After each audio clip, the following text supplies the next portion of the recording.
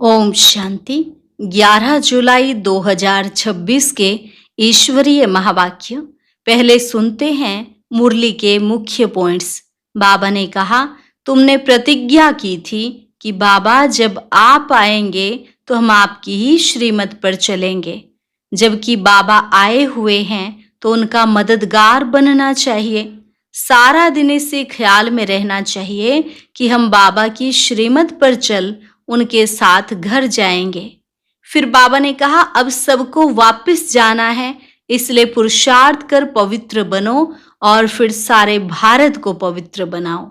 जो करेंगे वह पाएंगे। तुम्हें निश्चय होना चाहिए कि हम इस भारत को श्रेष्ठाचारी जरूर बनाएंगे। निर्भय बनो, कोई बात में डरना नहीं है। कहाँ भी जाओ सब कुछ साक्षी हो देखना है।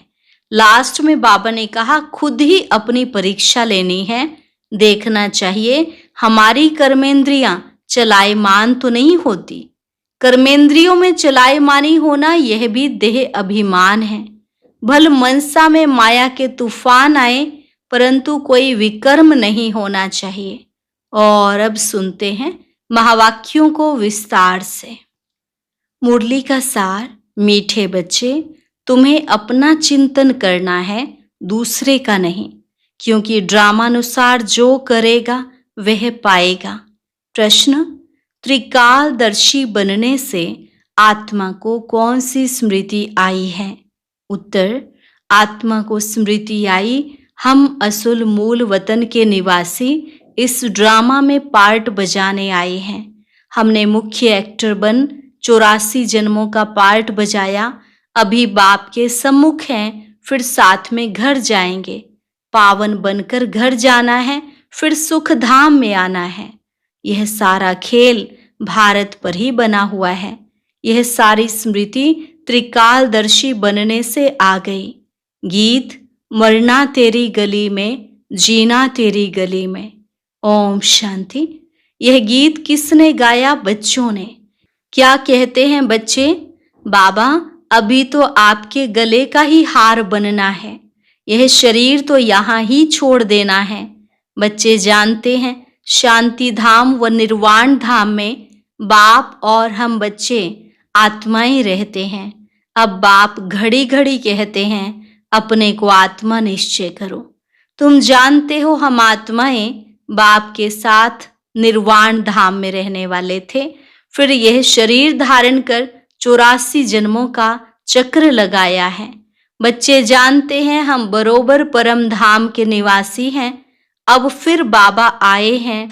तुम बैठे हो, देखते हो बाबा सामने बैठे हैं। यहाँ है लौकिक शरीर के संबंध।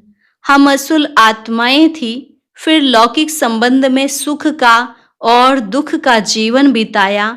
अभी तुम आत्माएं त्रिकालदर्शी बनी हो।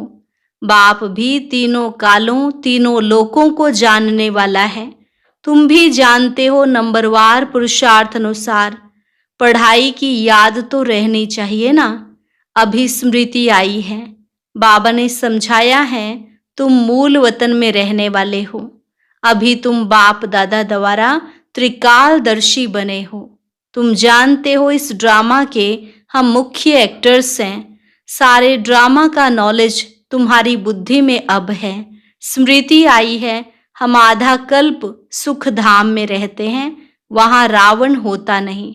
हम आत्माएं पूरे 84 जन्मों का चक्र लगाती हैं। अब बाप सम्मुख बैठे हैं। आपकी श्रीमत पर चल हम आपके साथ चलेंगे। जितना हो सके आपको याद करेंगे। तुम बच्चों को सारा दिन यही ख्याल में रहना चाहिए। जबकि त्रिकालदर्शी बने हो, ऊंचते ऊंच है भगवान। उनके साथ तुम बच्चे भी ऊंचते ऊंच रहने वाले हो। अभी तुम बच्चों को घर की याद आई है। हम पवित्र बन अपने परम धाम घर जाएंगे। बाप शिव की पूजा होती है तो सालिग्रामों की भी पूजा होती है। बाप ही आकर आत्माओं को पावन बनाते हैं।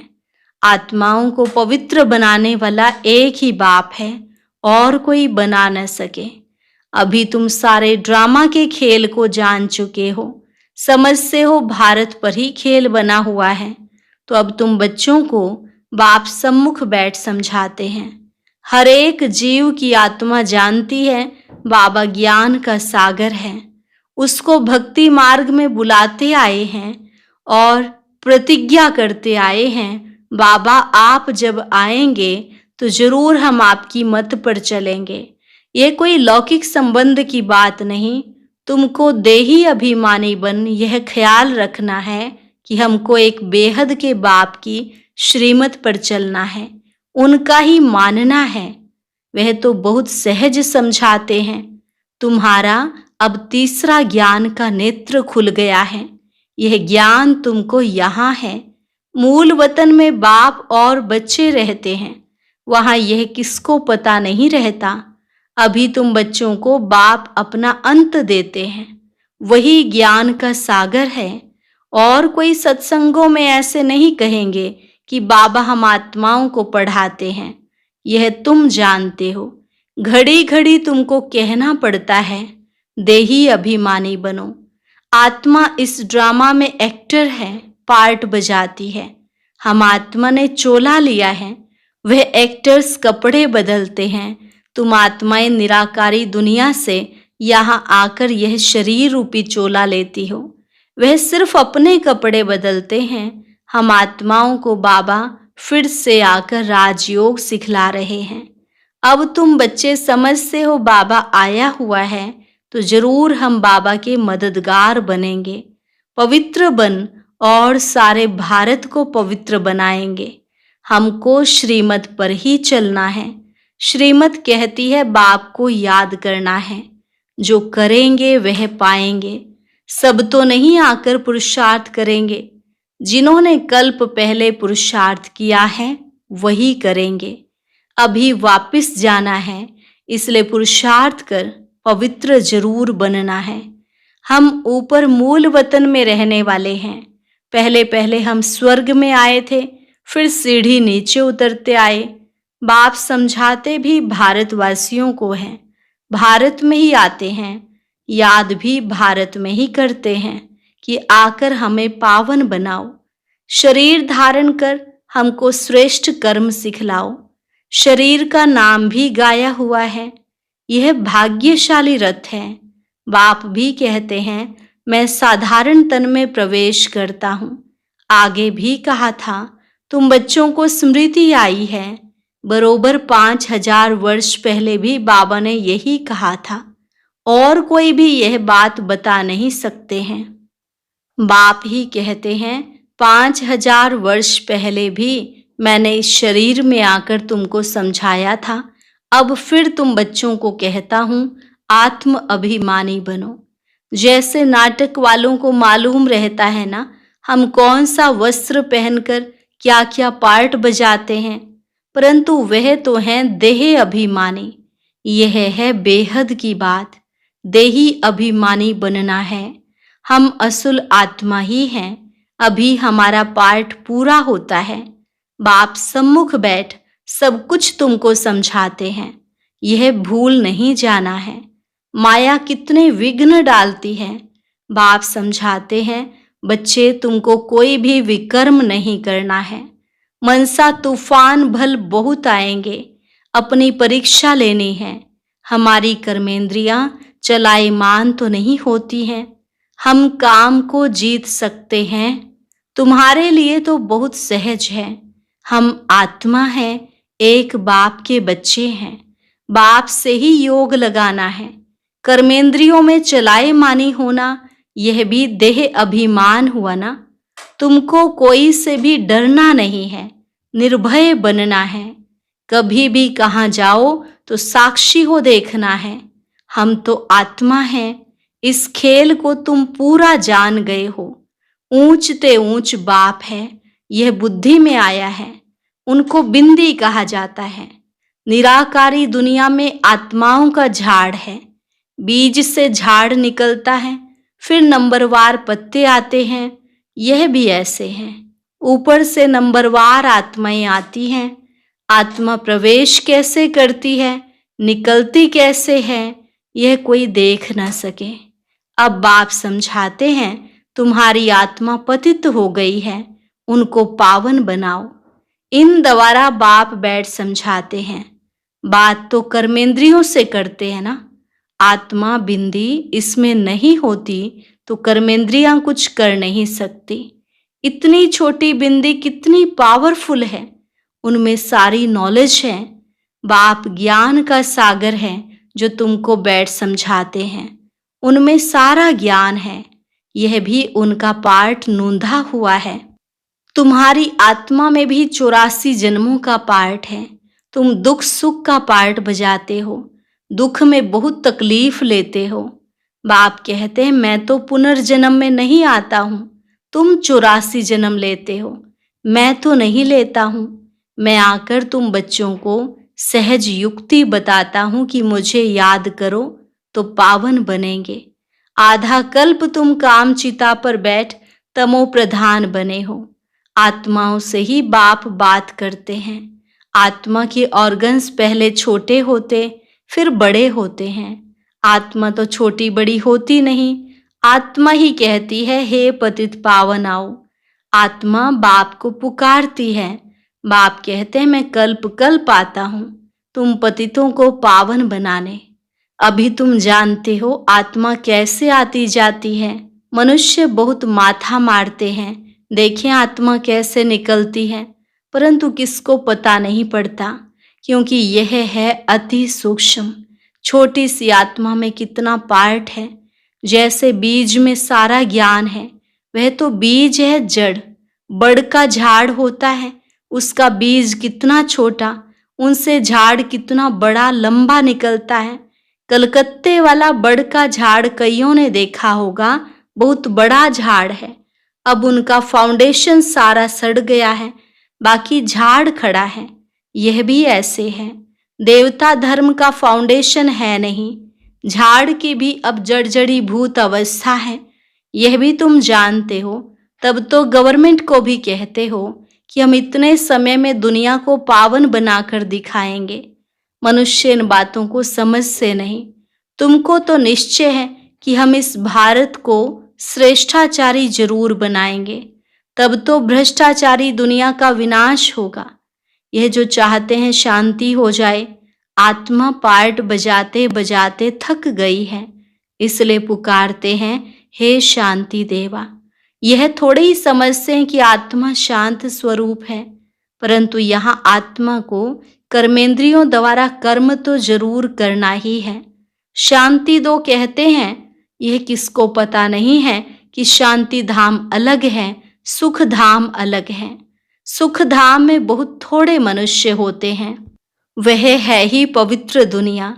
वहाँ शांति तो कोई मांगते नहीं, कर्म तो वहाँ भी करते हैं, परंतु वहाँ अशांति नहीं होती। जीवन मुक्ति धाम अथवा शांति धाम दोनों अलग हैं। सतयुग में जीव आत्माओं को सुख भी है तो शांति भी है, एवर हेल्दी वेल्दी रहते हैं। अभी तुम जानते हो स्वर्ग किसको कहते हैं। दुनिया में यह भी किसको पता नहीं है कि स्वर्ग क्या है।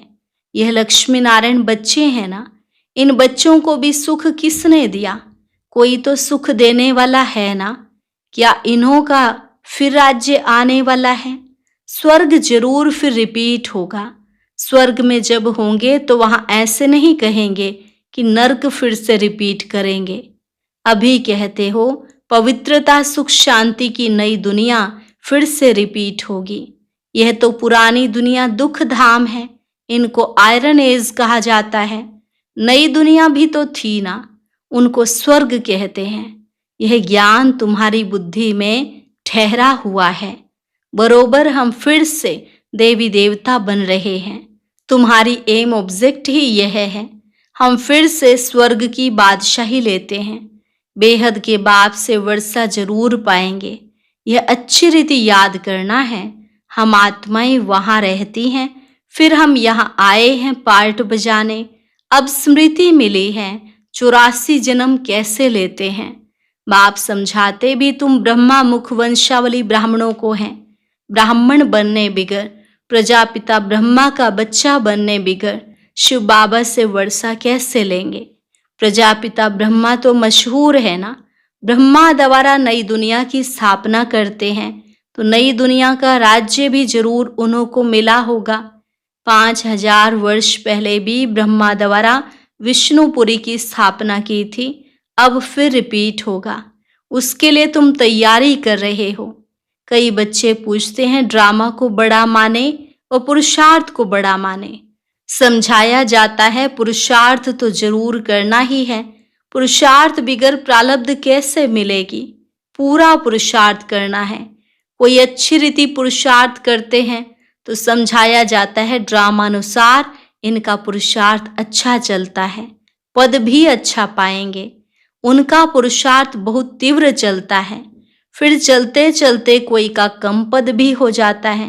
ब्राह्मणियां जानती हैं, ब्राह्मणियों के पास आने वाले भी जानते हैं फलाना बहुत अच्छा चलता था, आजकल आते नहीं हैं।